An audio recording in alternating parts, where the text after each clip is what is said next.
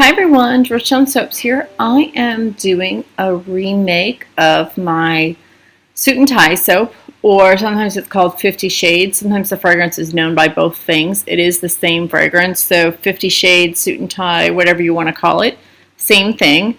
The official description is blood rose and wild geraniums blended with seductive notes of bergamot and gold amber. I honestly have no idea what that smells like, and quite honestly, if I read that fragrance description, I would pass right over it. I wouldn't make it, I wouldn't buy it, I wouldn't do anything but find something else. But this fragrance smells amazing. I like to describe it, it's more of a maybe men's cologne, but I also like to call it like a unisex cologne.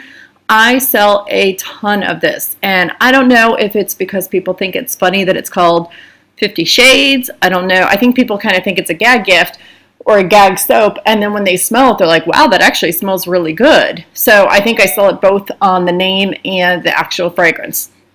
And I've always kind of done this one. I obviously did this soap several years ago when 50 Shades just came out and it was very popular. And so I did just, 4 or 5 different shades of gray. And then I stopped making it because I was like, okay, the fad is over. And then people kept asking for it. They're like, where's that 50 Shades soap? Where's that 50 Shades soap? It smells so good. So I've been bringing it back. And I do a lot of charcoal soaps. And so I feel like sometimes it's, without like doing straight lines, sometimes it's hard to get creative with doing a chopstick swirl with some activated charcoal and some titanium dioxide. So because it's called suit and tie as well, I was like, well, let me make it a little bit more masculine. So I'm using the denim blue mica from BeScented in addition to the activated charcoal. And with the activated charcoal, I'm doing 2 different shades. I'm doing a darker shade and then doing a lighter shade. So I'm using the lighter shade for the base. But I thought, maybe a touch of the blue would just kind of differentiate itself. And I'm sure I'm going to get a lot of very confused customers who've bought this soap for me from years. They're going to wonder, why is it blue all of a sudden? So I didn't put too much blue in it, but just enough that just something different and kind of differentiate myself. My mahogany teakwood soap, my tea tree and peppermint, those are all just the activated charcoal and the white. So I just thought, hey, let me change this one up a little bit and see how it goes. I'm just using a little bit of blue, so it's not the end of the world if people don't like it. But I think it comes out really nice.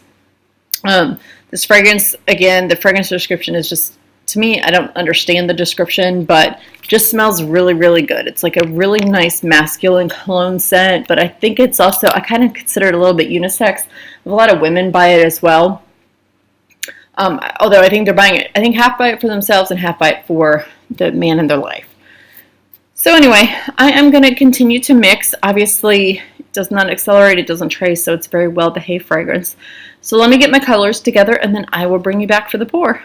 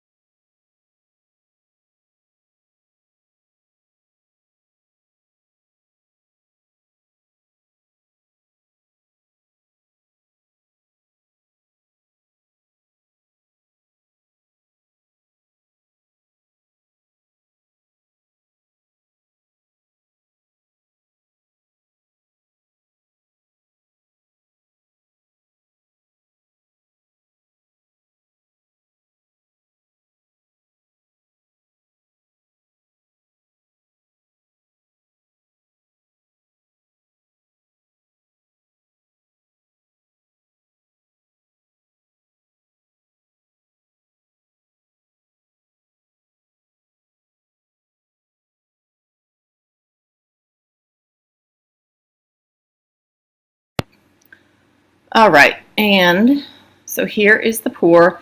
Just kind of doing random, nothing, not trying to plan anything out. Sometimes I think random works best because in my head, if I try and plan something out, it never comes out how I thought it would look. So I just kind of do the random swirls, and then I'm going to just use my chopstick, swirl it up a little bit, and then stick it in the oven. And I do get a lot of questions about putting my soap in the oven. Do I CPOP? So I used to CPOP, and then I would find that what ends up happening is I make a bunch of batches at once. So I can fit 8 of these diamond or sapphire molds in my oven at once, and they're 5 pounds. So I can get 40 pounds of soap in my oven at once. And I've got a double oven, but usually I try and keep one oven. One oven is full of cooking tins and glass bakeware and all of that. And so if I use both ovens, I've got nowhere to put that stuff. So I keep one oven kind of full, and then the other one I use primarily for cooking or for putting soaps in.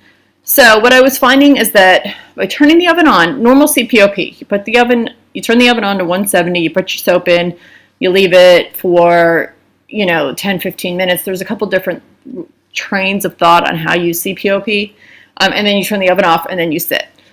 Well, my soaps, I think because I had 40 pounds in there, even with the silicone, and for me the silicone doesn't tend to overheat, but because I think I had 40 pounds in there, I was letting it get up to 170.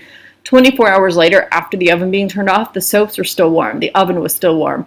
And so it's getting a lot of overheating at the bottom of my soaps. And so, well, I would never sell those soaps because the bottoms were kind of messed up. I was getting way too much soap for personal use. So I have kind of changed up how I CPOP, and I've always used sodium lactate. So with these molds, I just literally make the soap, stick them in the oven, kind of let the soaps do their own thing. The oven kind of insulates the soap, so you get the gel, and I feel like it does cook the soap because 12 hours later, if I do take a peek and open the oven, they are still pretty warm. So I would still consider the soap, I would still consider it a form of CPOP. Is it the official CPOP because I don't turn the oven on? I don't know, but for me, that's what works. I think if I were making 1 or 2 batches, I would put one on the top shelf, one on the bottom, turn the oven on, and then I'd go from there. But, I tend to unmold my soaps 24 to 48 hours afterwards, so I don't have a problem getting them out of the mold at all. So this is kind of what works for me.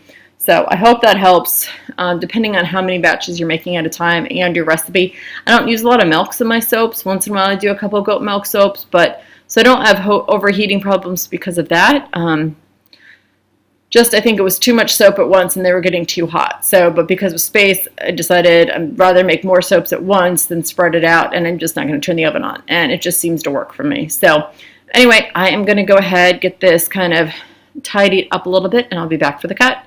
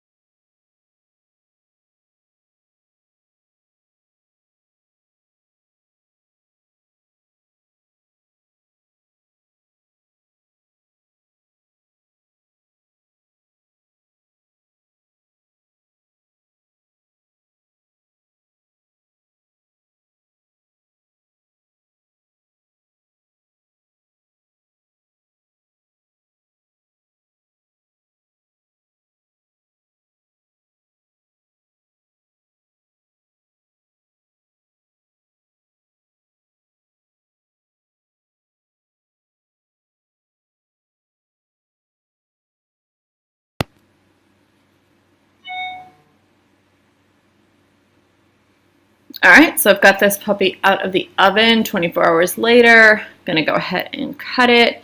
And, oops, it actually dropped the bottom of the soap. I forgot to leave enough room at the edge. But I really like how the blue kind of is a subtle touch, just a little bit of it.